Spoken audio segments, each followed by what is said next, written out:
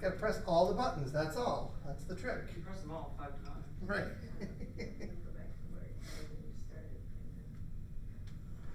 Press all the buttons and then circle back.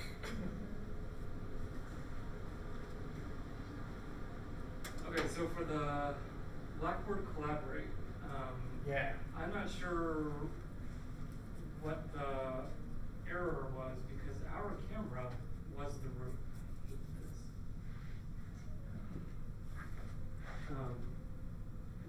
So I don't know, because you mentioned that we might not have had the camera on, but the camera was the room. Yeah, I didn't understand that. The camera was the room, was it set as sharing? Yeah, it was our. Yeah, More it than was yeah. always has to have. She might just not have seen it. Like, she might have not been looking, I don't know. Because I don't, it's been a while since I've actually personally used Blackboard. Yep. Would it, does the screen shift Tom. based on who is Tom. speaking? I just want you to know, I remembered your name. Oh. I didn't immediately reply with hi Tom because I think Hi, Tom! Dan, John, John, Tom. Not another John. Boom! So sorry, Tom. That's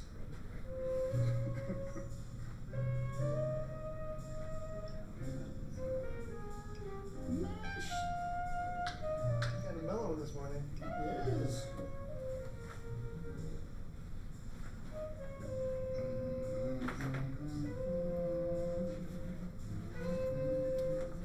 You know what's gonna happen though. The next one's gonna be like super frenetic and like. Real mood. Oh, standard Blackboard Collaborate stuff. Question, so I saw this is the Google generation, right? Yeah, it Are is. we talking about Google itself or just the generation? Ah, good questions. Yep. Or is that part of the question? That's Sort of both. Have you seen the activity sheet for today? Alright. Yeah, I hadn't. Just realized that Google is sort of becoming the Kleenex of the day. It is sort of a Kleenex. Just Google that, you know? Just, I don't yeah. care if you use Dogpile or Alta Vista or. It's not called Dogpile. What was it called? Or Ask Mr. Jeeves. Something dog. Or Ask Mr. Jeeves, right?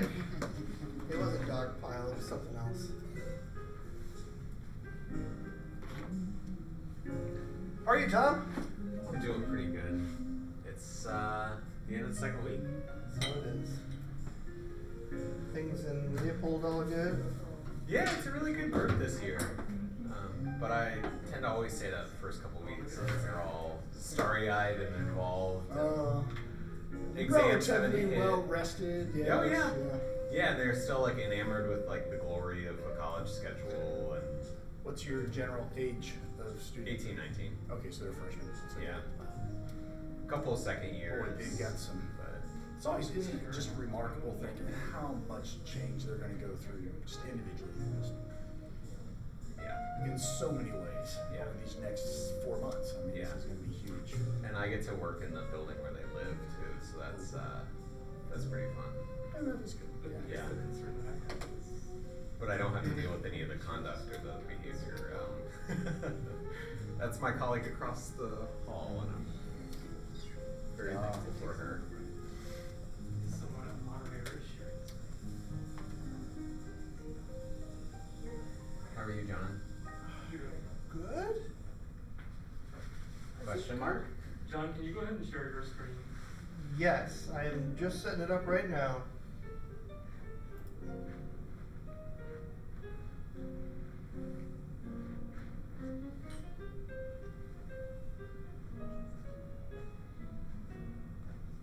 It hasn't started snowing up north yet. I hope not. So that's good.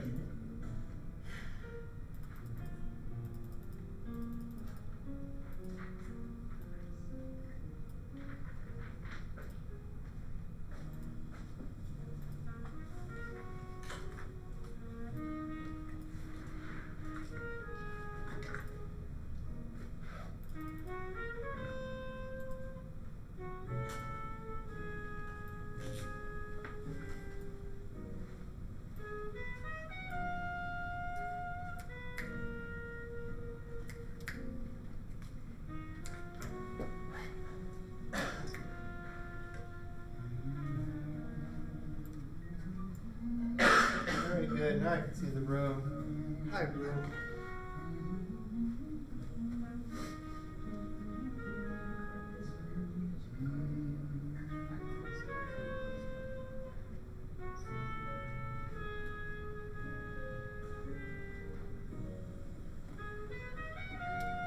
Alright, so now I'm just using that mic. There'll be an echo until I turn off the music here because it's picking up via that mic and playing out through my speakers, which are going out through here, which are then getting picked up by that mic, and then coming through. At least that's my theory. I think it's a good one. But then as soon as you share your screen, Oh, let's try you're that. no longer able to see the room.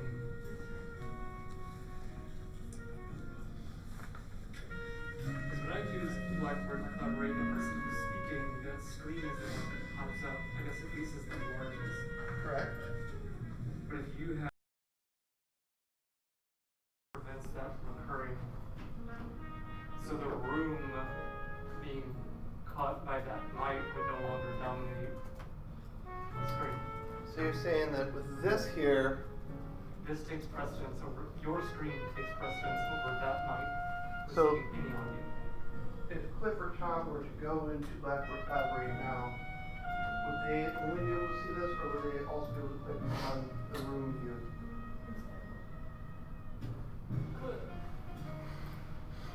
That smells like a hypothesis. I have a passive, not incredibly aggressive request that we be part of this equation. Yes. All right. Exactly. All right, where are we? What are we doing? Who's what? What's your name? Where am I? I haven't even dueled in yet. Check the box here and grab a little thing.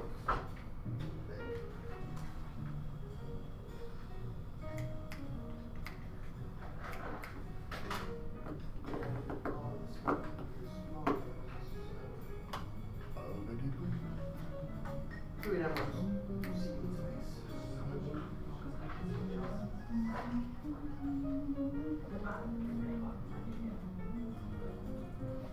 Yeah, nibbit. Dang, nibbit. Doing so much.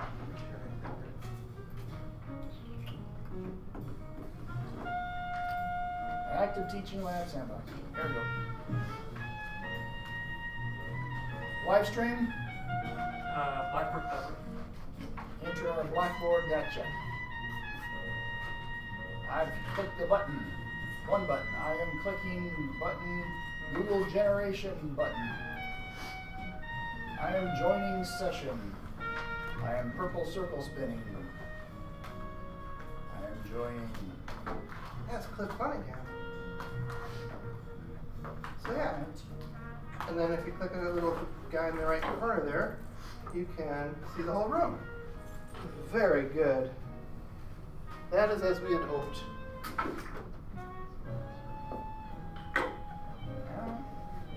Good feed time. Success. Easy technology.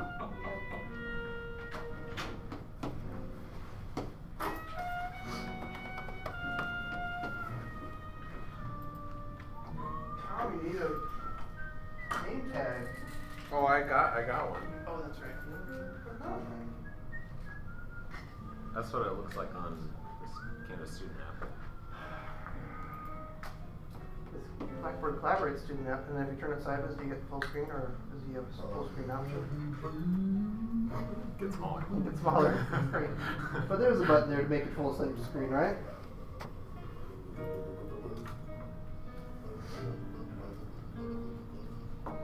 If I open it in a browser, it'll probably. Be better than the app. Yeah.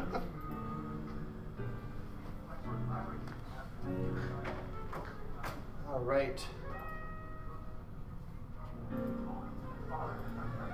1, 2, 3, 4, 5, 6, 7, 8, 9, delay, This whole change 10, because it's your screen. 13, I see you don't hear 14, me. 15, 16, 17, 18, 19, 20, 21, 22, 23, 24, 24-second delay. That's hefty. Yeah, that's YouTube. Now, much less delay on Oh, that's- Blackboard Collaborate.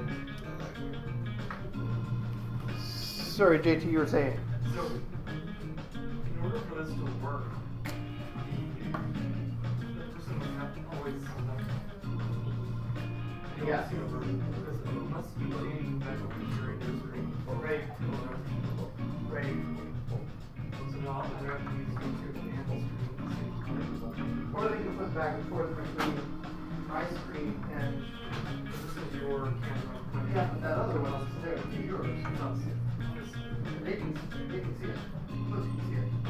So you can choose to look at the screen, or you can choose to look at the room. So the fact that you're sharing this as a monitor Now doesn't prevent. Which is good. It's good to find out. Good to explore.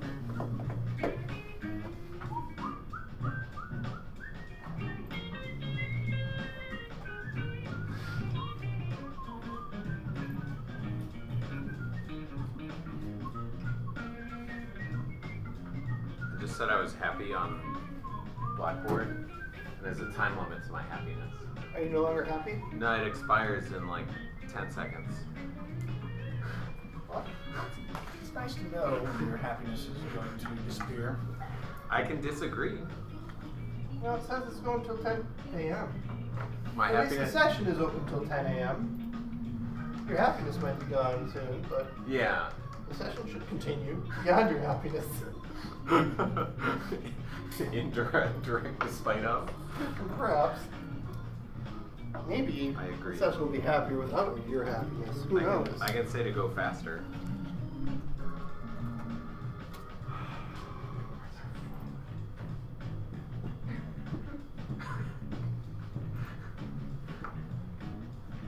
Look at the confused face.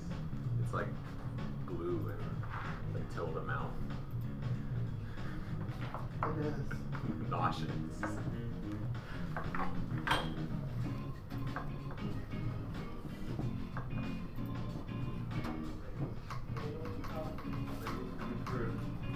Oh boy. Yeah. Did somebody say fruit bagel? Yay! What? I think we got more this week. Because last week. What happened last week? Last week. So, several of these people are from the Leveraging Text class. Double class.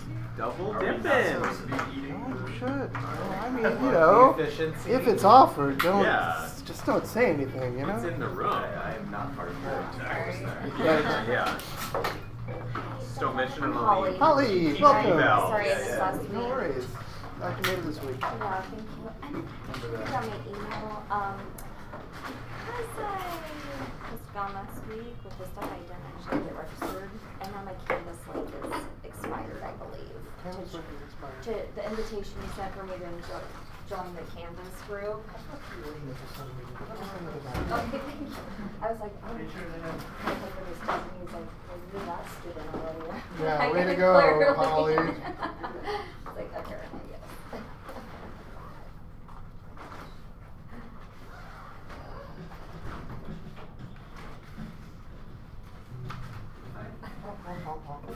Thank you. Yeah, I. What's your name again?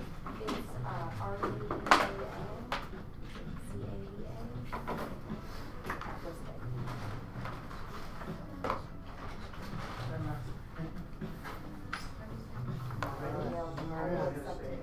Okay.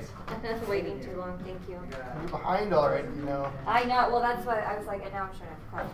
Yeah, that's, I'll catch up.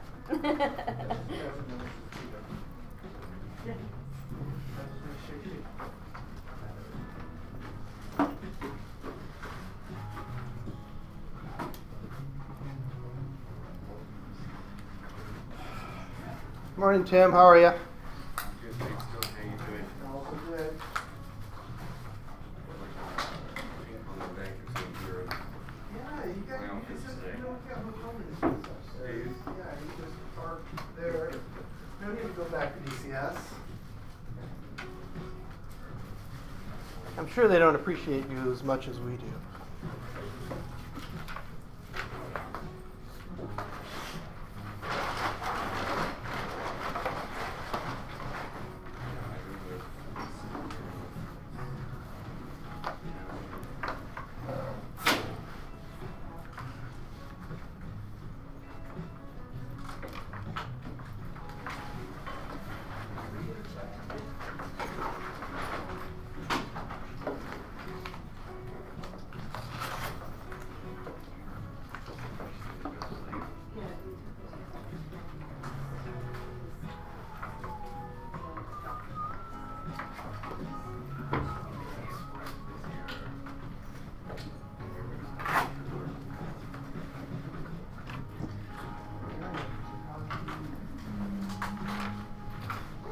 Okay, how you doing? I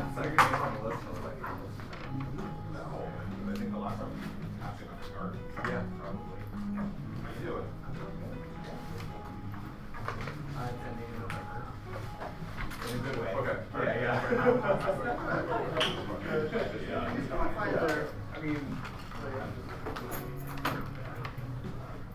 okay, grab coffee and bagels. It's gonna get crowded up there, so but there's at least coffee and bagels for you. All right. Don't play. Let me show you how it's done.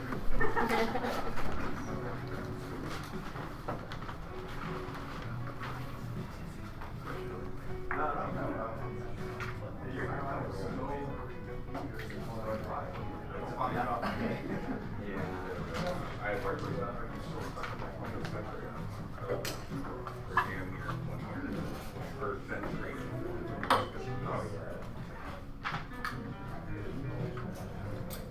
Oh yeah. Sometimes, but they're not really quality. Like you need to go through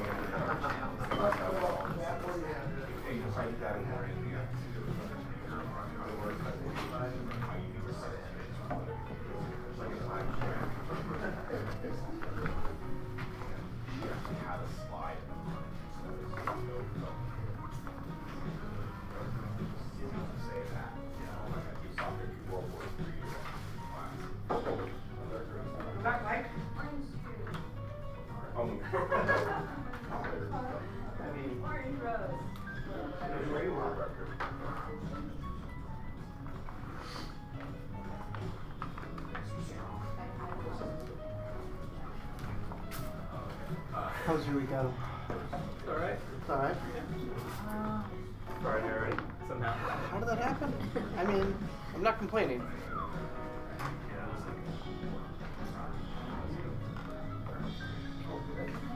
That's all right. Yeah.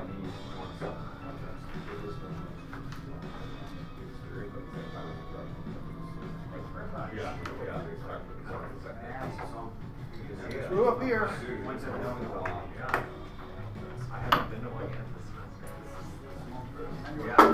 Nobody wants to sit in the front, but So can I say? please do. Yeah. Did you sign in? Yes. Very good. Okay, grab a little name tag too. If you would. Yep, right by the sign.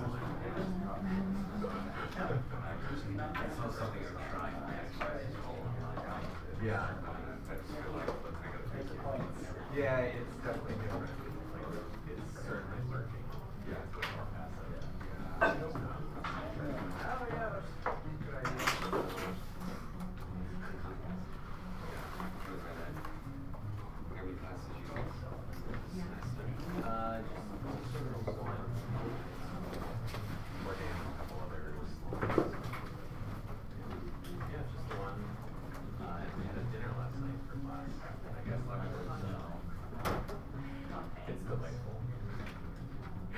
It's an excuse for my community to get together under the auspices of a long credit class. But really, it's just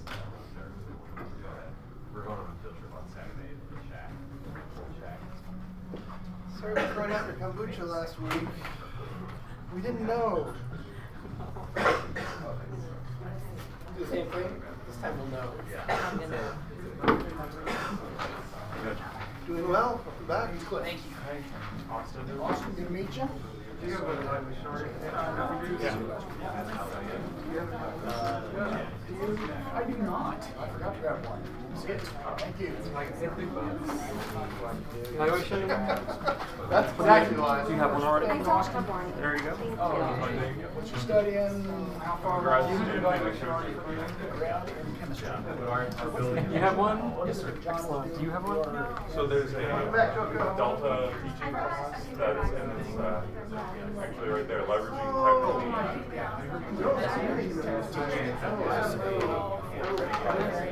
No, it's just like a 2 credits. You only meet once a week. Yeah.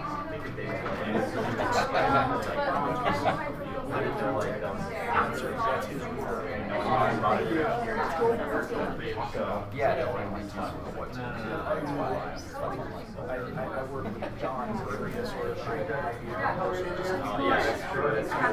Yeah, like, So I'm a superhero. projects. Well, I mean, we'll see how the class goes, No, we can do it. but, I mean, I'm in Another a Delta people, program another with 6 my minutes. So side, show up. like teaching education resources and like just developing experience and stuff, because I've been in TA several times, and so there's other stuff out there to learn. And I'm kind of interested in maybe like an academic career position. Now we recognize, like I said, that Process of learning that leverage technology. Trying to explain when friends who are not who I digest trying to explain you can just see just glaze over. They just talk about it's kind of very Oh, yeah. so much. Oh, no, I mean, that's. I do hesitation. What's like outside of the overall percentage? What did you mean? We had talked about at least they got correct. Sounds good. Good luck this semester. It seems so obvious now. Okay, spent all day. Yeah. Okay. Yeah, like, 1 through 5, each question is different, which perform tests, like that. Today. What do you Yesterday for my group. Where did you get yours? Mine haven't been approved yet, so maybe if you found better ones. Amazon, because we are able to work through Amazon with the taxes. Which ones on Amazon did you get? There were like So- 5. Right, so there's one company that basically sells those boxes of 12, but in larger packs. For $100 and some dollars. Yes, but it ends up being less than if you ordered, say, 3 Right. boxes worth. Okay, we ended up, or I put in a request for the papery ones, so they come flat. You fold them. I saw those, and I read the reviews on them, and I had some concerns about, over time, their Yep. longevity. Yes. So that's the only reason I didn't do So those. one bad review they talked about that says, oh, they don't stay.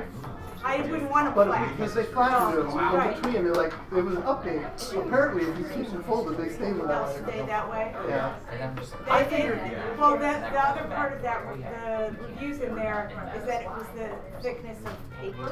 Yeah. And I was concerned about just the floppiness of it, because I want to be able to use these in all of my meetings and workshops from here on out. I'm done submitting batches. Right.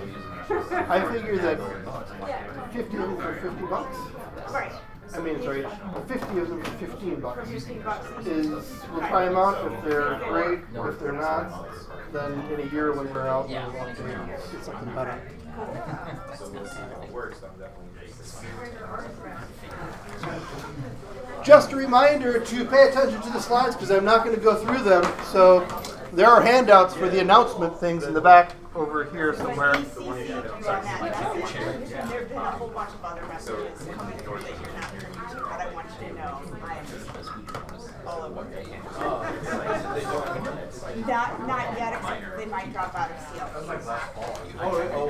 Like altogether, because I was so fuming, and they kept, and now that it's 2 days later and 2 other messages have passed, and I debated on whether to respond to the other one, I sort of processed in my head, laying out, if you're going to choose to do it this way, which goes against all of the protocols of a collaboration, then you need to put into place at the beginning of before the beginning of the term, who on your campus that's a full-time faculty or staff person will take charge of finding the time slot. Because it's not your job, and it's not the facilitator's job. They should be able to walk in by the first or second week of class, or whatever lesson you've given them, and be able to just teach it.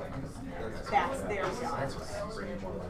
And so this whole willy-nilly, we don't know who's in charge thing, that's on them, and they can't keep putting it back on us, and it happened last year.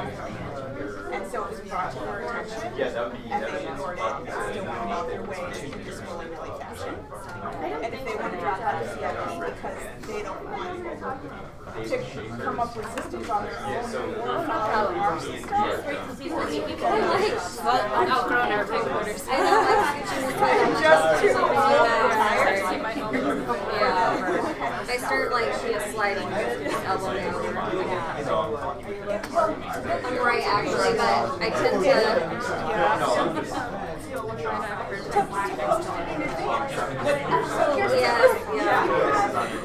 say 4 people, and you want to get a consensus on a time to meet. You can probably do that. It gets a little bit harder when you say, okay, we want to do this once a week for the next 14 weeks. Maybe you could still do that. When you start getting into 6, 9, you're not going to suddenly get consensus. I can't get 10 people to show up to a meeting that I try and organize 4 months in advance. One time.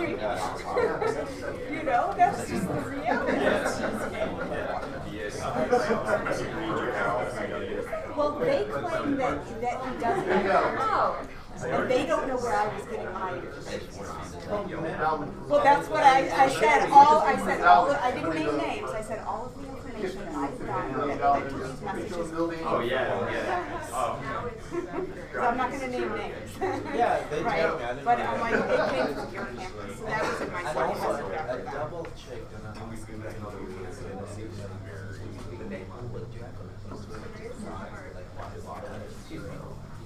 Is this her bag? Yes. Do you mind if my colleague sits here? Not at all.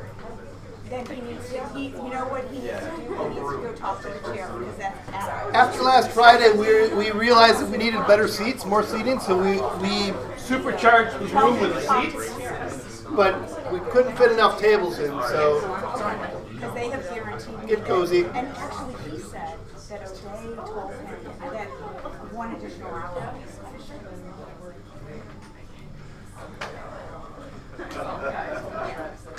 Mostly because I called them out on their stuff, and they don't like that, and I didn't do it every time because I was so dumb. I tried to sleep on it before I wrote them, which I did, but I was still just fuming. Because I had all these conversations and we had the same conversations.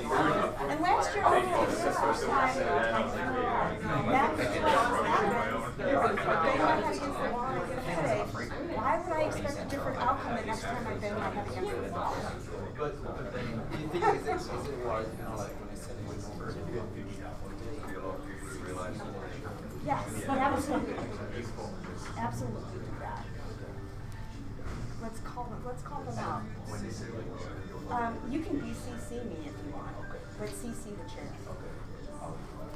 I was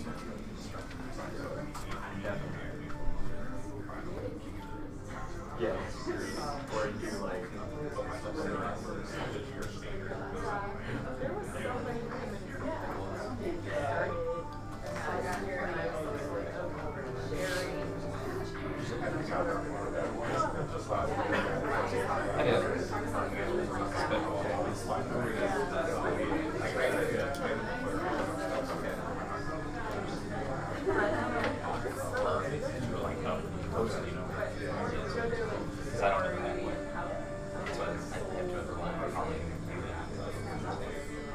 we took it back with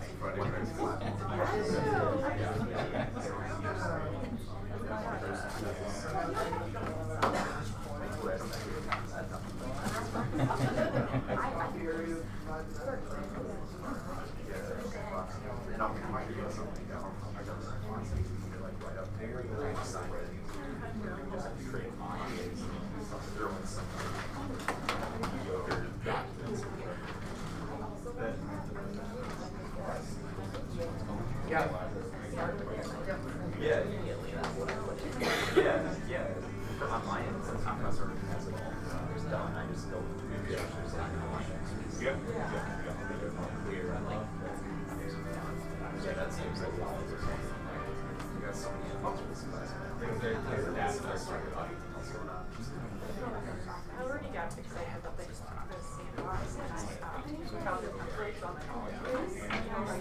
upload your own. So I got to see and then somehow you could download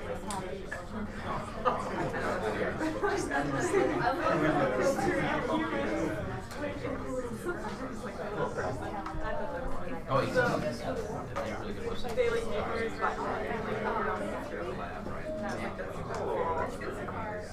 so I was like, keep that. introducing a message that also introduces me to O'Day and tell him that when he is having trouble with files like this, to CC me on communications with the chair. Well, when you email him to email. Oh, that was gonna include the chair. Yeah, send that as a separate email. Send that as a separate email.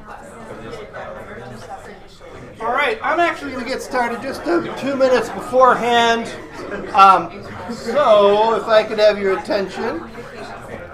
And also, Lauren has an announcement that she's been generous enough to help us out here.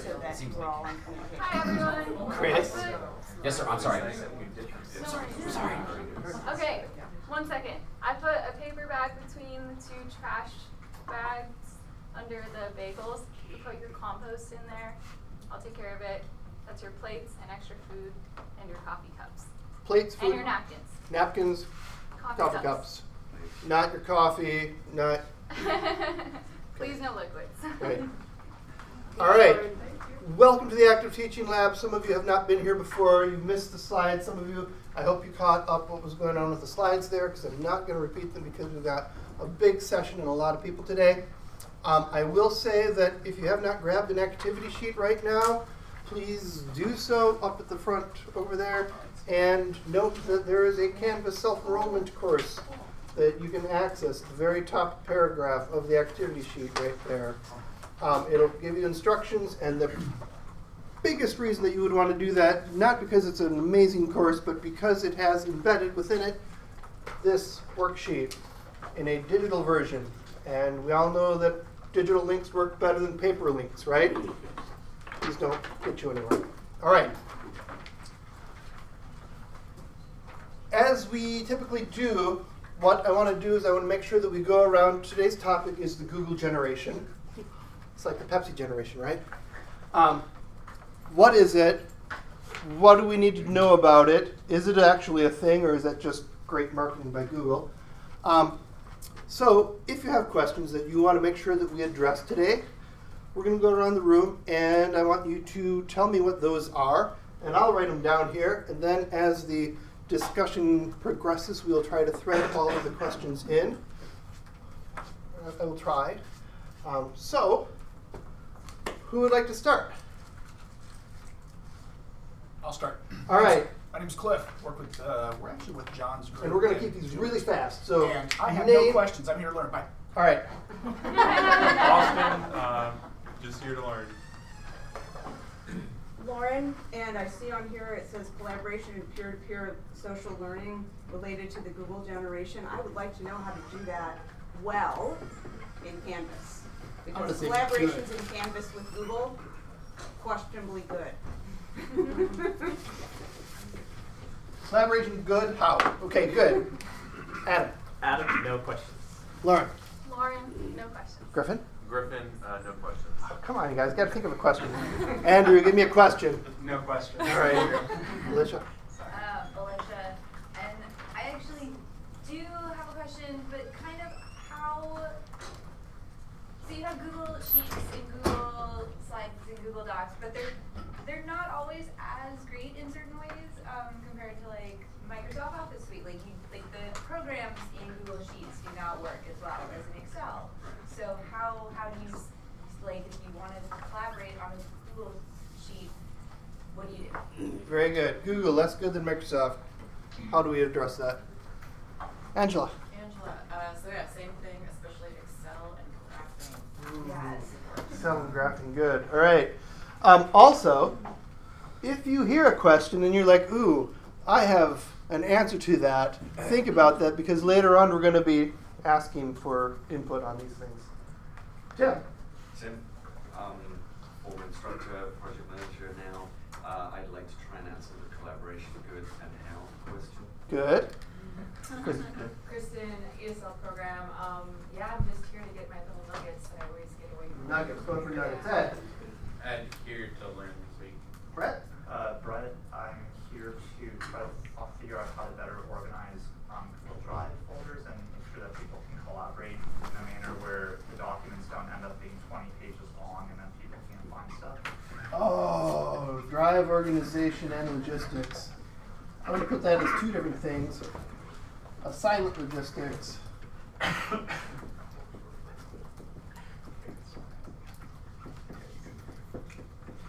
All right, let's go to the back there. JT. I'm JT, do it academic technology and first Italian. I'm interested in academic fraud. Academic fraud. Very good. Tom. Housing, college bag. What's up with this Google Forms choose your own adventure thing? I'm curious. All right. Never seen it done. I've never seen it done either. That would be an interesting thing to explore. Mike. No questions. Actually, a lot, but I'll say. All right. James. James, I'm wondering if there's any hacks to Google Drive's horrible search. Horrible search functionality in Google? What? It means horrible. It returns everything.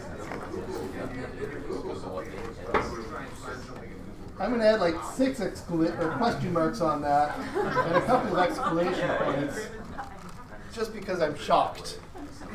Very good. Akil?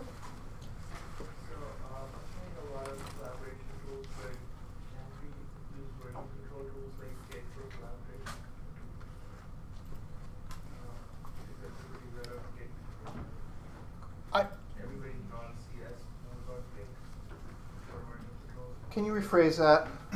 So, version control software for collaboration. Okay, version control. Beyond the Google version control or including the Google version control? Because, like, I think one of the Drive good features is that it keeps track of what all people have put into it. And so it's kind of like you have provenance of how things are into the document. So it doesn't work as well as it should, but there is some provenance. All right. I'm going to do version control, and I'm going to put a little arrow to canvas too, because that's and I think that's one way to handle that question. Can we do version control in Canvas? For like our websites and pages? I think as canvas assignments you can, and we'll get into that. Good.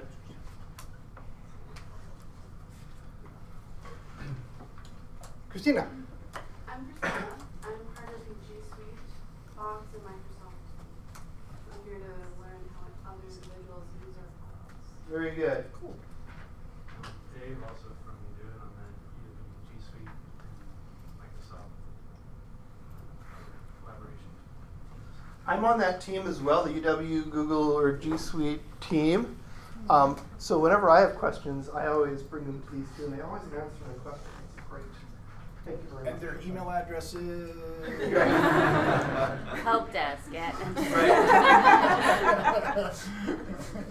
Alana with the medical school. I don't even know what I don't know. So. All right, good. I'm Eileen with the graduate school and collaboration. All right. Matthew with Department of Mechanical Engineering. I have a question on disconnect between Google collaborative tools and Microsoft Office. There's a lot of students that use Google more than they know about Microsoft, which is kind of weird to me, I guess. And maybe that's part of the Google generation thing that we'll discuss today. All right, so more about Google versus Microsoft versus Google. Good. Anna, I'm thinking about collaborative note-taking amongst students and some positives and negatives of that. All right, that idea of social learning. Colleen from the Division of Continuing Studies, and I'm interested in ways in which I can use Google Suite to accommodate courses with large numbers of students. All right, large numbers, good. And Margine? Margine from Academic Technology. Effective searching in Google Scholar.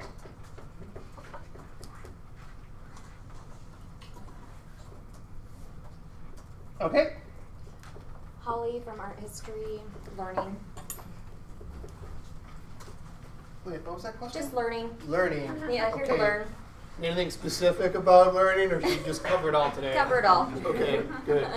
I'm Allison from Geoscience, and I'm really interested in how to convince my instructors to use use Google tools. Alright. Maybe we'll get into that in the why do it. Very good. Shoko? Shogo Miyagi, and I'm with UW Shared Services in HR, so more compliance-based trainings. Okay. I don't really know what I don't know. Yeah, fair enough. None of us do, right? I'm Salah from the collaborative program, language program. I'm just here to learn. I'm just curious about it. Curiosity, very good. Julia? I'm from the Division of Continuing Studies. I'm also interested in assignment. Assignment version, okay, good. Chris? Chris from Division of Continuing Studies as well. It's just more about how everybody else is using it. That way I can kind of write those ideas down kind of when I'm talking to the instructors, I can really discuss that with them. All right, hearing stories. Very good. Hi, I'm Amanda. I'm also from the Division of Continuing Studies. This is my first teaching lab, so Yeah, Amanda!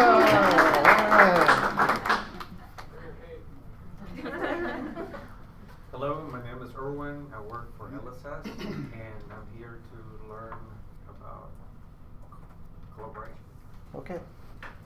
Hi, I'm Stephanie. I'm from the mechanical engineering department, and I'm just here to see what's out there. Okay. And Margaret? Margaret, I'm a student of the iSchool. I'm here to support John in the active teaching lab and to make sure everyone gets a bagel before we can't leave until you have a bagel. We ordered extra this week, so use them or lose them. Pumpkin, there's a special pumpkin, whatever. Oh, we got pumpkin spice already? Yes. Oh. Oh. Yes. I thought of a question. Yes. I've read that now that we're using Google, students are learning how to find information rather than remembering the information itself. Oh, wow, what a great segue to the introduction. Okay, I figured it was probably what this is about, but it didn't come up in the question, so just wanted to. All right, yeah. So how is Google changing the way that students learn that we have to teach? It was a great introduction. I was going to say one more thing before we got to it, though, and that is next Wednesday is our 200th active teaching lab. Amanda, when you said this was your first, it reminded me that. And last Friday we had our 3,000th participant. So thank you all for coming. It's been going on for years and you never knew about it. What's up with that? Google, as a sort of generic Kleenex term, how is it changing our educational systems? Anyone want to hit that? It's easier to do problem-based learning. How is it easier to do problem-based learning? So when I used to teach, I used it for debates, and they would create their perspectives on Google Slides. Okay. And then with their work logs, they would submit that to me in a Google folder, so they can write down what they're doing each day, and then I can kind of oversee what they're doing in their Google Docs, and also oversee their slides. So as they're putting the presentation together, there's a lot of good facilitation I can oversee, and then I can actually have the slides up the day of the presentation, so it's just quick. How is that different from 10 years ago, 20 years ago? I guess it just wasn't as easy to collaborate with that. No, it was impossible. Yeah. 20 years ago, to make slides, you had to, well, let's see, 20 years ago, 2000. Overhead projector. Right, No. overhead projectors. You got out your wet erase markers instead of your dry erase markers, and maybe you did that. If you had a lot of money, you could get a Xerox copy on the overheads and have a nice black and white thing. So as a result of that, and the cell phone wasn't everywhere, so collaboration was a lot harder. The ability to work together on a document was a lot harder. The ability to find information, you had to go to the library. Sorry, librarians, I love you. And we're going to talk about how libraries are still important, more so than ever probably. But that information wasn't there. The students couldn't collaborate. What else? Lauren. And this sort of piggybacks on what Lauren said, although it sounded like you're, in a sense, you're kind of upset that students aren't learning stuff that that they're searching for it instead. But I see it as a skill. A skill that they're gonna not only learn to do better, but something that they will use every day for the rest of their lives in some format. It doesn't mean that they're gonna forget how to count or multiply or divide. but they're always going to be able and need to always search for information, compile it in certain ways, share it with other people, without necessarily knowing ahead of time all of the information. So I'm kind of okay with it, I think, more than it sounded like you were. Oh, I was just commenting on something I've read before. It's probably worth mentioning that Google owns YouTube, and I think a lot of people are using YouTube as a learning tool right now, and also as an educational tool for teaching. How many of you have looked up how to do something on YouTube? Right? 10 years ago, did you do that all the time? No. If I want to know how to do something, I was just looking at sprayers for my shed yesterday. That's amazing. There's like 40 versions of people talking about this sprayer versus that sprayer, and they don't just toe the company line and this is the best sprayer ever. They're like, no, this sprayer is terrible, and it does this and it spits stuff out, and I would have had no idea. Even reading the Amazon reviews are not as good or as visceral as seeing the spray come out in YouTube. Well, yeah. At the same time, like, anybody can upload a video, so it may not be good information sometimes, right? That's true. Right. Wait, what? So learn. Don't believe everything you see on the internet. So it requires a little bit of that critical thinking that Lauren was talking about, the sifting and winnowing, if you will, go UW, of what's good information, what's not good information, how many sources do I need to do for this, to get for that. I mean, on just that note, how to deal with the information overload that students are going to get? Information overload is a huge thing. When I was growing up and I was out in our pasture behind our farm and I found this cool flower or blade of grass or whatever, and it was Saturday afternoon, by the time I got to the school library, which had like 300 books, and was able to ask our part-time librarian what this thing was, I had lost interest entirely.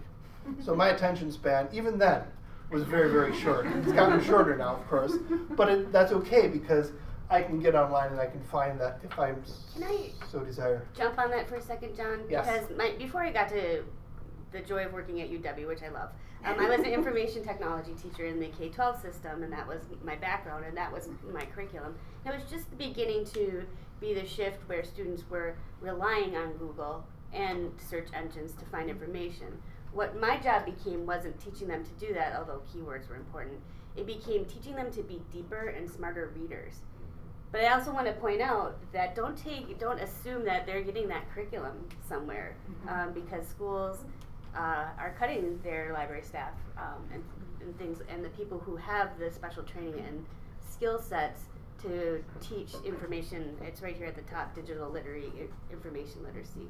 So that may become part of your responsibility as you get into not just giving them information, but asking them to go seek information. And this is huge. I think this is the crux of the issue. We no longer have to look for information. There is not an information scarcity. What there is a scarcity of among this haystack, where's the good needle that we need to find? What does it look like? How do we know it's good? That sort of critical thinking, that has changed, in my opinion. That is probably the biggest change that Google has brought to us. We now have all the information in the world. The person who's standing at the front is no longer the expert. Anything that the person who stands up in front says, you can find more updated information about it online somewhere via Google Scholar or even Google Search or YouTube sometimes. Lauren. So to some extent, I feel like we answered Matt's question in that students are coming to us with so much Google background because a lot of the K-12s are using Google Classroom and Google integrated tools and all of that, that's why they know more about that than they do Microsoft. Yeah. So my question is, how do we capitalize upon that, integrate it into all of the security systems that we have to endure and have everything inside Canvas where everybody's safe or whatever, and still be able to use them in sort of fluid, comfortable ways so the students are using the tools that they know and they're comfortable with, therefore that's not a leap for them. But at the same time, it's within this shell that puts limitations on our ability to use them well. Let me try to rephrase that. They're comfortable with this tool. How do we use it in a safe classroom space because of all this information, the free flow of the internet? There's now dangers that didn't exist 20 years ago or so. There's another thing I was going to I don't care about the dangers. Well, I know, you're a scofflaw troublemaker, but we care deeply about the dangers. There's another thing I was going to say. You can fill it out, Matt can. Yeah, so I just want to kind of echo Margine, and Yeah. I'm sorry, I didn't Lauren. Lauren. So in a way, yeah, my question was answered, but then there's another issue I've seen in the classroom where students use Google instead of a learning tool, they use it to look up memes and GIFs. And they know how to do that more than they actually know how to look up engineering principles, for example. So where's the disconnect in that? You know, why are they using it for fun? Like on YouTube, they would look up, I don't know, some dude on a snowmobile jumping off of a snow mound versus using it to learn calculus or something. That sounds like a really good calculus problem. Totally solvable, absolutely. So, having the assignment of creating a meme on an engineering principle, you're welcome. They've got so many of them, they can create them now on their own. They're good at it. They're already familiar. That was the other thing. Thank you. Spending the cognitive energy. Where do we want our students to spend their cognitive energy? Is it on learning new tools, or can we harness the tools that they already know, not force them to figure out another password, another login, how do I use the graphing feature of this other obscure tool that my instructor wants me to use because it was his or her favorite 40 years ago? Why don't I just use the tools that I use right now that I'm already familiar with, that I can go to YouTube and find any answers on how to do that if I want to, if there is anything that I'm stuck on. So yeah, that was the other one. JT? Sorry to go back to that when they enter the working world and they are not able to use Google Drive anymore, and they're already immediately outside of their comfort zone. Is there, I would assume, I guess, sort of an implicit argument that there is an inherent benefit to teaching them external sources that are not, or that are outside of their comfort zone. Yeah, moving students beyond their comfort zone. We want that, right? Should it be in the tool, or should it be in the content, in the information and applying the content? If your discipline requires specific equipment, use the equipment that is authentic to that discipline, right? They need, as students, they will need to learn that. Back in the 80s, there was a big thing in high schools across the country. We need our high school students to learn Microsoft Windows because when they get out and get a job, they're going to need to know how to use Excel and Microsoft this and Microsoft that. So let's get them familiar with the platform. It'll be good for the jobs, good for America. All right, so you may have all gone through that, or maybe it was after you. How many of you need to know Microsoft Windows 95 to do your job today? Right? I feel like that's sort of the thing. Yeah, we need to know how to use a spreadsheet. And whether that spreadsheet is Google Sheets or Excel, there are differences. The power users will say Excel is way better than Google Sheets, right? The non-power users will say Google Sheets is way easier than Excel. But if you learn the basics of Google Sheets, you can fumble your way through Excel. So when I was in 3rd grade, we had to learn how to use Ask Jeeves because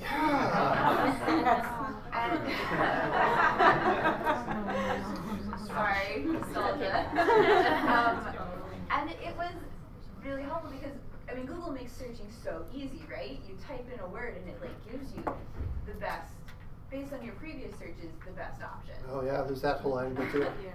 But Ask, you had to know how to type in keywords. You had to know how to sort through the information, and it's the same thing with knowing how to use some sort of spreadsheet. So I feel that I'm not great at Google searches, but I think I'm slightly better at knowing how to type the keywords in than someone who never got that experience. And so I think that point about just knowing how to use one of the tools. Maybe not just Google, but knowing how to use a spreadsheet or how to use a Word document. How many of you have heard of the term digital natives versus digital immigrants? The idea is that if you were born with a cell phone in your hand, sorry, with a mobile phone, with a mobile device in your hand, you are a digital native because you've always had this. We've always had Google. Google's part of your existence. Those of us who had to work, back in my day, when I was a kid, we had to type in search terms very specifically in order to get the desired results. And it built character and it built skills that you kids don't have anymore. There's sort of that argument. And you're right. How many of you learned long division? Oh, hey, that's good. How many of us still use it? Right, yeah. By hand, I still carry the one. But these new tools come out and they make life easier, and eventually we forget how to do that. How many of you know how to make a cursive G? How many of you use cursive G's every day? I mean, it's... Maybe if it's in your first name. Right, exactly. If it's in your signature. Although, my signature does not, I mean, it's... There's really not. If you can find an H in that, that's good. So it's not handwriting class. I got a D in 4th grade, and that's all right. Things have changed. So I'm on the totally opposite. So if the students come out of college doing this, and then come to workplace. Doing what? Doing Google easy search. Find those memes. Easy. Workplace is still very Microsoft. The leadership is probably, boomer generation, and so they're not going to use Google to collaborate. So are we training students up to kind of fail? Disappointment? To get in there and how do I use, what's the other collaboration tool that Microsoft would use? Office 365. If they're not familiar with that, are we failing our students? I mean, we have student interns who are very always disengaged and disappointed, just because we can't use their tool. Yeah. And so I have to retool our folks so that we're more like students who are coming out of college. So the older generation is the generation that is not willing to change. And they're the one that's in the leadership. And they're in power, right? Very good point. So, I see it. I saw that. Sorry, no, I'm trying to get Google Sheets to do something. Okay. Lauren, and then. To your point, though, if we get back to learning the skill of using a tool, it's transferable to another tool. My husband just switched jobs after being in the same company for 13 years. They had an internal type of chat program that they were using at one company. He's got a different one at the other company.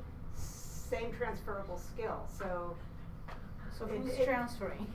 The worker has to transfer the knowledge of using this type of a tool to a different tool, same skill. Yes. Right? So the students, hypothetically, yes, I agree with you. The students learning Google Sheets and not Excel get into a workplace where they have to use Excel, and they have to figure it out. They have to use some work. YouTube to figure out the part they They'll don't use know how to YouTube do. for that, right. I had a very unpopular class that I first taught in 1999, and it was computers in the classroom. Back when there was a computer in the classroom if you were lucky. And these pre-service teachers were going out to classrooms, and they were the tech people, right? The curriculum before I started was 8 weeks in the PC lab, NT 2000, that wasn't even 2000 yet, and Windows NT 4.0 something, I don't know. And then the Apple lab was the other one, and then they'd spend 6 weeks in the Apple lab. And I said, no, let's not do that. Week 1 PC lab, you start on your document. Week 2, you have to use, I forgot what the name of the transfer program was, but it was a pain in the butt, to transfer what you got here, export it into text, bring it back into work on your Mac, and then you go back and forth the week after you've got to translate it back into the PC version of it. They learned word processing. They didn't learn Microsoft Word. They learned Microsoft Word and Apple Works, and then that weird transfer program to go back and forth. They hated it. They hated that I made them go back and forth for like the first 4 weeks. And then after the 5th week, they'd go to the PC lab because they loved the PC lab. And all the business students were in there getting ready for the real world. And they're like, oh, no problems. I'll just go next door to the Mac lab, which is empty, and I'll do it here because I know now that I can transfer that skill to that other thing. So that idea of what skills are transferable, are they transferable enough? I think that that's a big part of it. Tom? I work with a lot of 18, 19-year-olds, and I would echo that notion of new tech isn't necessarily a scary thing. For that, generally, I hate to characterize an entire age group. Right. But in general, the tech world is so fast in that, and they're kind of used to it. I'll give one piece of evidence: all the memes that students are making about Duo. Oh, right.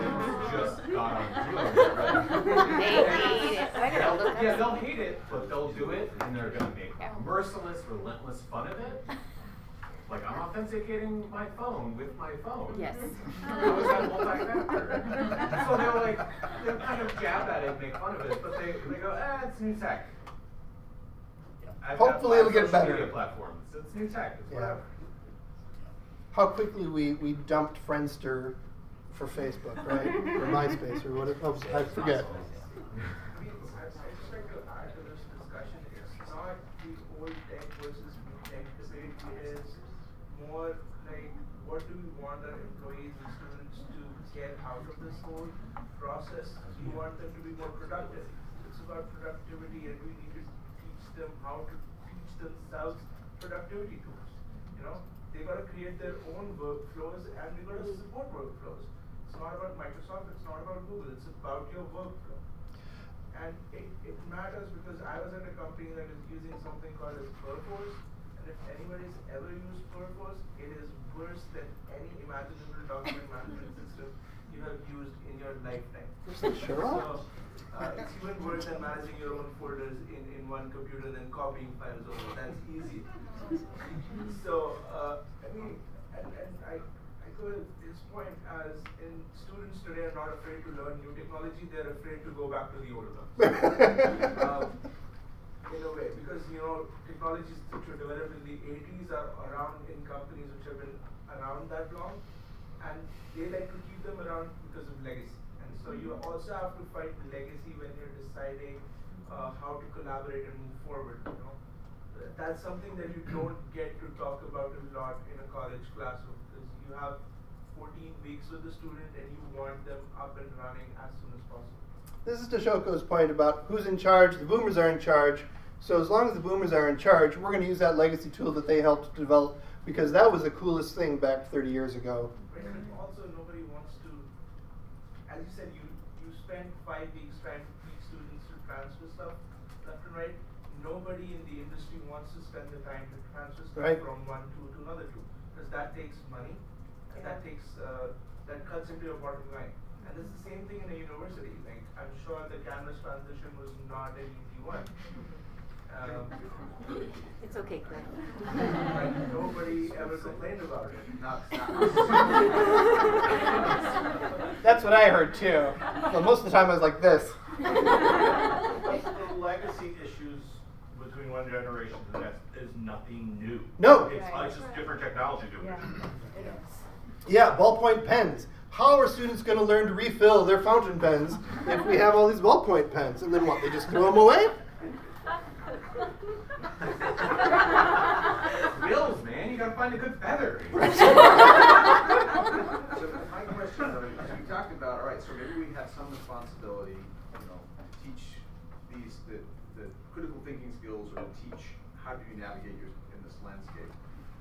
But if all instructors do that, then that's asking an awful lot of students. So how do you decide as an instructor, is it my job in this class to tackle some of these bigger picture issues versus my class, my discipline, whatever, whose I have very jurisdiction? more specific needs and concerns, so I should not be adding to their cognitive load by trying to teach these larger skills.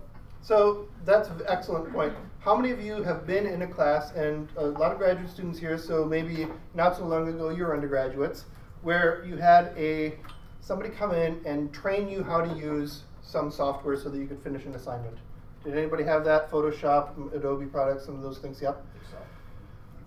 How many of you still see that kind of thing happening now? A few things on some, what softwares? Is it mainstream softwares or specialized? It's specific to a particular course. So you have to kind of teach them, teaching them how to program. I think that a lot of those tools, we now have offloaded those to lynda.com, to YouTube, to, hey, students, teach each other. I've got a discussion thing in my Canvas site. If you have a question posted there, somebody else can help you out with that. I don't think we're seeing as much of that anymore unless it's a very specific, specialized software. But I could be wrong. I don't have sight over all of the courses. I just wanted to say that when you're submitting an assignment on Canvas, you have the box and Google and then Office 360, and students will come up to me and say, I have it in a Google Doc, and I'll be like, you can still upload it. And it's like all three places. Okay, now how many of you taught several years ago would get papers that you asked specifically to be in Microsoft Word format, doc format, and somebody comes in with this stupid Apple format, and now I can't read it, so I have to send an email back to the student saying, please resubmit this, and then maybe they do, but as a PDF, and you're like, okay, well I can't mark it up now, but at least I can read it. Technology is adopting changes. A lot of the things, back to Chris's comment, we couldn't do stuff before, much less do it well. So yeah, we still have problems, but we're asking people to do things that were impossible years ago. And that's kind of amazing. So combining what you just said, John, with what you said, Hannah? Yeah. I didn't know if it was Hannah or Hannah. Aren't name tags helpful? Yeah, they are. I know, I'm not wearing one. It's okay, Lauren. My question to you is, so some of the students are uploading stuff with Google, some of them are putting it there with Word. When you do that commenting, are you doing it using the Canvas commenting tools, or are you doing it in the document itself using the documents commenting tools? The Canvas, when you're reading an assignment in Canvas, you can't tell how they submitted it. It'll just come up as a document, and you have no idea. Okay, so your comments are within the Canvas commenting features, not within the actual documents. Options. Okay, that's what I was curious about. This actually leads us nicely into the versioning tool, which I think in Canvas you can upload or download the original document that the student uploaded. And I think that is in whatever format, the original file format. So if they did submit it in as a Apple Pages thing, it'll show up. Actually, it won't show up because it doesn't do Pages. Canvas doesn't do Pages, I don't think. But if they do it as a PDF, it'll show up as a PDF and it'll download as a PDF. If it's a Microsoft DocX, it'll come down as a DocX thing. As to versioning, look, we're going to actually check something off the list today. In Canvas, this is the thing that I actually like about Canvas and Google Docs. It's not a live Google Doc. So if they submit it, they can't go in and make more changes to that Google Doc and say, well, I submitted it even though I'm not done, but it's in, it made it under the belt. It takes a snapshot of that Google Doc and uploads that. So there is a versioning element. Versioning in Google I haven't really used it a lot. So when we would try and, this is like when I was in a club in undergrad, we would try and update the Constitution, and so everyone's editing at the same time, but one person has like the unedited master copy, and then everyone gets access to the editing copy, and you can track the edits that have been made. It was useful, but also really not useful because the comments would get so long that you can't figure out where anything is anymore. Yeah. That, I mean, it's still a cool idea, but it'd be nice if Google could figure out how to make that easier. How many of you regularly do Google brainstorming in an open collaborative document? Have you run into issues like that? Have you figured out any strategies to deal with that? As you're thinking, let me tell you what I do. I give people specific areas. So if I'm doing a sign-up sheet or add your suggestions here, I'll create a bullet list. And of course, Google doesn't let you create more than one bullet before it says, oh, there's nothing on that bullet. I'm going to get rid of it for you. So I'll do bullet space, bullet space, bullet space, bullet space. And I'll say, all right, students, grab a line that's not already being used. And they can click at some other line. So it's not just, oh, I'm trying to type, but oh, somebody just started typing over me. That's frustrating. Again, amazing, incredible, but, you know, frustrating. Who would have thought we could do this magic? Right. I think one thing that I kind of picked up based on our conversation is that one of the most significant challenges is the notion of self-driven learning and how these tools enable it. Because per your example earlier, John, about with figuring out the flower, like that required a lot of individual initiative and figuring out what resources to utilize. Here we have a generation like my age or even folks who are adapting to utilizing these tools, and we have the opportunities, but per, I think, some points that Alicia and Lauren made earlier in terms of knowing how to find useful information, that seems to be where the biggest gap is, because so many individuals take information for granted and having merit. And I think that seems to be the big paradox in play right now. Yeah. Incredible. One of my favorite uses of a collaborative doc is embedding a blank Google Doc, instructions on the activity sheet, as an exam study guide review. And it's blank. You can fill it out as an instructor however much you want to help guide them and however many bullet points you want. Or you can just say, there's your study guide. Put it on there. Yep. And if you wanted to, all right, so this is actually a thing on the activity sheet. There's Google Collaborations, which is also on the list here. How many of you have used Google Collaborations in Canvas? 1, 2, 3, 4, 5, 6-ish. All right. Pros, cons, advice, thoughts? Angela. I used it last semester for an activity, so I had it auto-generate groups, and then when had it start a collaboration. But the problem I found when I did it that way is I had to go double check the document because not everyone had access, and then I had to admit like only 1 or 2 students out of a group of 6 would have like their email would be in it. So then I physically like went and added everyone to the like 7 documents. So this semester when I did it, I just created separate Word documents and then had a shareable link. And I still used groups, but didn't use the collaboration. So. And you used Word documents. Interesting. Google Docs. Oh, Google Docs. Okay. So the problem that I think that you ran into is several of the students logged in with a personal email address. No. It's just that like they didn't have access to the document. Like so, when you start a collaboration, if you start a Google sheet, it creates it, and the idea is the people in that group have access, but only 1 or 2 would automatically get populated into that access. So if you go and go to the Google sheet and check the sharing options, there'd only be like 2 students. Really? So it's buggy. But I don't know if it's their profile. No, it's before they had any access. It's just a bug. So that's it's a Canvas bug then? I found the same thing. Me too. I used collaboration once. Me too. And that was Google Doc, I just create them on my own and then share shareable links and stuff. Yeah. Kind of the same as Angela's saying here.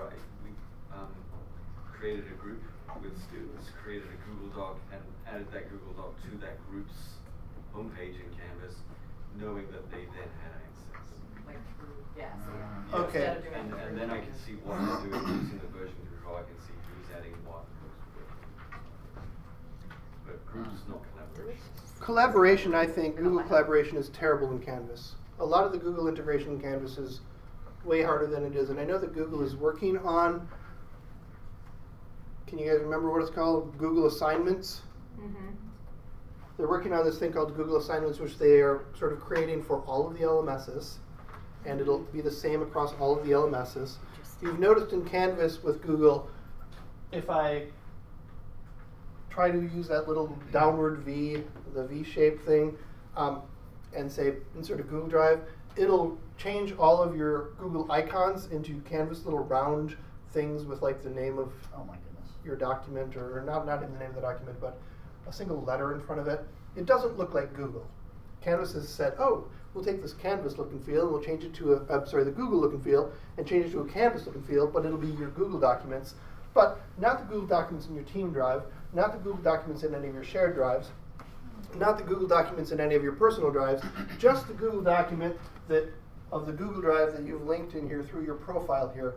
And that was my question. Did your students, had they connected their Google Drive, wisc.edu Google Drive, in their profile? That I don't know. That's interesting. I bet that they have not made that. That's not a very well-known space, so I mean, that would be a good first check. But by all means, I mean, we want to know about that. This first time hearing about this, I don't know if that's because it's not used very much because of this, or if it's if you all have just maybe it's special. This is a really good example of like, it's random. It doesn't make sense. Nobody says it's not obvious. It's not intuitive. Is there a point at which you were prompted to do that? Nope. No. So how did you know to do that? As part of the Canvas transition team. I know everything about Canvas. Now, before Google embedded in Canvas, can you only see it through your wisc.edu your Google Correct. account? This is another. So if I were logged into my personal Google account, I wouldn't be able to access that. Okay. Yeah, that was actually one of the first big hurdles that we hit during the migration, was making sure people understood that you get a Google account by being part of the UW family, but almost all students have their own private account as well, and there's a confusion there. If they're logged in as billybob@gmail, Canvas is, that person is not really registered in the Canvas course, so you gotta log out. What I typically, well, do what you want to do, but in my life I have two browsers. I have Chrome, I have Firefox. I do all my personal stuff in Firefox. I do all my professional business stuff in Chrome, and the platforms don't cross-communicate, so I can keep my life separate that way. Yeah. Again, another thing that's not intuitive, but that you need to tell your students to do specifically. Dave and Christina. Just to respond to Kristen, one other easy thing to do would be to create two Chrome profiles. So where John's picture is, in the upper right, The right top there, one. You can add other Google Yeah. accounts, and then you just use that. So I normally have two Google profiles, like I've got, or I have multiple. I have one for test environment, just for normal list account, one for Gmail. That sounds, I'm sure that works, but yeah, I've hit my wall. It's like, hey man, I got two browsers, I know what I'm doing. Again, it's not intuitive, and it's extra complicated sort of thing. Erwin, you were going to say something. I was just going to ask if I understood right, but then it goes back to you. I used to have the same two, because you're logged into Canvas, but in Chrome you also have your credentials there. And I ended up deleting my personal one out of my Chrome because I will get no access errors all the time. Yeah. And so I like clips. Yeah, I pretty much do. Like I had the two, I used to have the two, and I ended up getting rid of one because I will always get, you don't have access to your own documents all of a sudden. Yeah. I just switch accounts. It takes a second. You just. It takes a second, but it takes much longer to answer the emails from the students who didn't complete the assignment that week. There are 40 of them. Change your accounts. Here's a link to the instructions on how to do that. So part of that teaching with technology is frustrating. This is a really good example. We're doing amazing things. We've got embedded documents in our learning management system. That's incredible, but not totally without pain. There's also a difference between phone and using a laptop. So on a phone, it's very difficult to change your account because your account is basically linked to a Google account. So it really doesn't like you to change to your WISC account. This is why on all of the activity sheets and anything that I embed in Google, in the Google document itself, I say, hey, you're already logged into my learning management system. I'm not going to make you also change and log in with your WISC account because you just came out of 12 years of your personal or your school account, or you have your own personal account, or maybe it's your favorite way of operating. Why am I going to make you change that? So I do that. Angela. The only tricky thing there would be if you're trying to make sure all students are contributing and they have email names. So one way I deal with that is in the collaborative documents I've done, it's like a jigsaw usually where they have to write something and comment on each other's. Yeah. So I make sure they put their name first, Yep. and usually like in a certain color, whatever color, and then that way you can see who's commenting, or Excellent. you can sign it. Because yeah, if they're using a personal like weird name. Yep. That might be a problem. And how many of you had like purple pens in 5th grade? Yeah, you know, you had your favorite color. What are you Maybe talking it was about? green. Or now, we still have them. Yeah. Dave. I'm just curious if people in this room are using class lists, like that list.wisc.edu to send email. Yeah, I do both. I use Vimeo. If you had a Google group that had like a up-to-date class list, and you could use that for permissioning, is that something to use? In addition. How many of you are familiar with Google Groups? Like, how many of you have heard of it? Raise your hand first. And then how many of you have used it? Keep your hand up. How many of you are like very familiar with it and use it regularly? Couple people? Okay. So, how would you answer that question, Brett? As far as how the best utilize it? Would you use it? Does that sound like it'd be a useful thing as I an think it's a instructor? complementary tool, but I wouldn't see it as an exclusive Okay. option. So I use it for running like an online group of scholars and practitioners. So it's more like, oh, let's use the listserv, let's share some documents. But I don't see it as the main mechanism for. I use Google Drive complementary. Very good. Well, and I use, because I make announcements in Canvas, and then I usually also use, like, copy that into the class list, because you can turn off your announcements, like, so individual students could, like, not be getting those announcements. Okay. So I try to force them. So some people, like, are probably getting 2 emails, but I don't know another way Yeah. around that, so. It's good to get emails. We love emails. I guess I was more curious. So you know when you go to share, it's a hovering over share right there, and he said he shares with anyone with a link. One thing you could do is you can add a group here, and if that group was an up-to-date class list, it would be all of their UW G Suite accounts. But you know where he was saying he shares, anyone with a link can access. You know, that's how he gets around maybe not knowing who's going to need to access the doc. But Does that work only with Google groups, or would it work with like a WISC list? only with Google groups. Okay. When the Because Canvas. if the WISC list is going to go away at some point, so we got to figure out what. Right. Yeah. Yeah. That's So what prompts I the guess question. just where my brain was going, because we use both as an announcement, you know, like an email list, but also for permissioning within Google. But not within Box. Correct. I want to point out another thing as long as we're We're not talking about In the Canvas editor, you've got this beautiful rich text editor with this lovely toolbar here. And one of the options underneath this little V, ominous looking V, is insert a Google app. If you use this and the students have not signed in with their WISC account here, or have not signed in, or have signed in with their personal account, whatever you embed with this will not show. So you've embedded it, but you're going to have to follow up by saying, oh, here's a link to the document as well. Yeah, I guess I always, whenever there's something where there's a link to a shared document, I try to put in the page, like, remember to be logged in, or if you have problems, be logged in. And so far this semester, I haven't gotten any of those requests for access. So I don't know if, like, reminding here and there is Yes. maybe one way to. Reminding is important, having the students remind each other. Another link is to always have, or idea is to have a link. So if they don't see that, they can click on the link and get to it that way. John, could you hover over that V again, please? Yep. I would have never known to look there for those. So What? That doesn't so look like a obvious. insert? Okay, thank you. Yep. So John, that V to the left, is that video or? Vimeo, yeah. Oh, okay. Vimeo, Yeah. which Now, is a YouTube.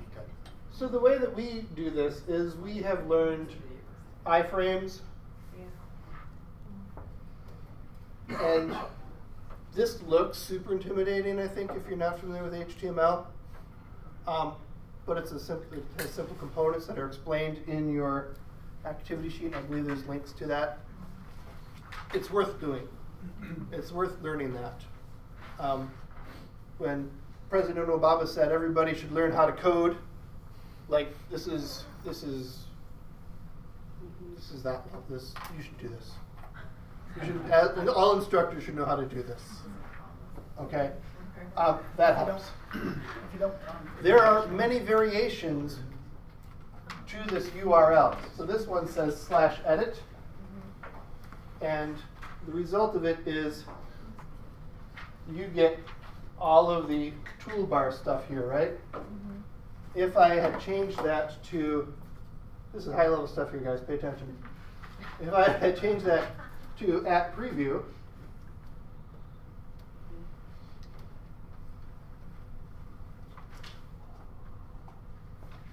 I get this very nice, crisp, they can't edit this, you can't edit this. It looks very cool.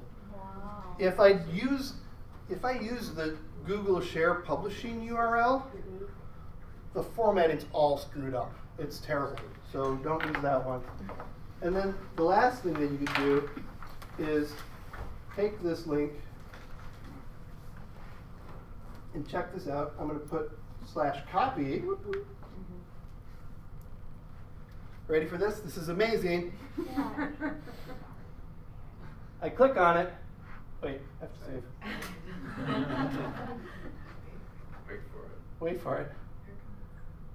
I click on it and it says, hey student, get your own copy. Don't mess up with everybody else's. You can have your own copy. It adds it to your own personal Google Drive. And then, as an instructor, you can say, answer these 5 questions. Or whatever your worksheet would be.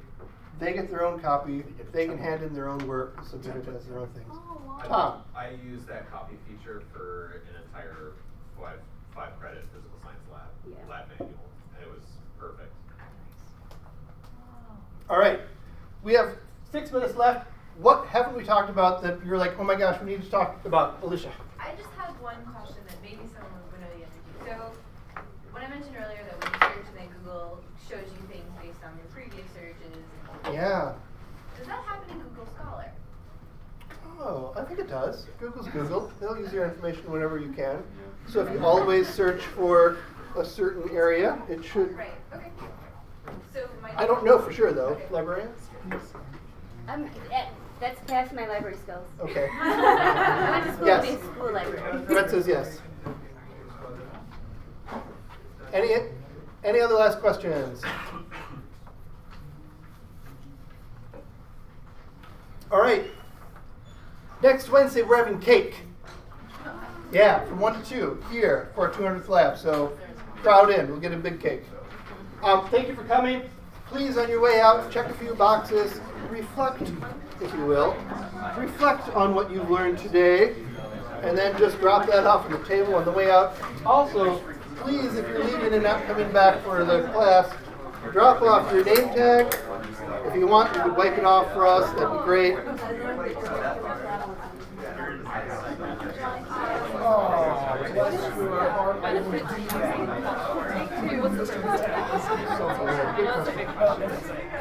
It's a big question. We got a whole lab on video. In a nutshell, Kaltura is a campus-approved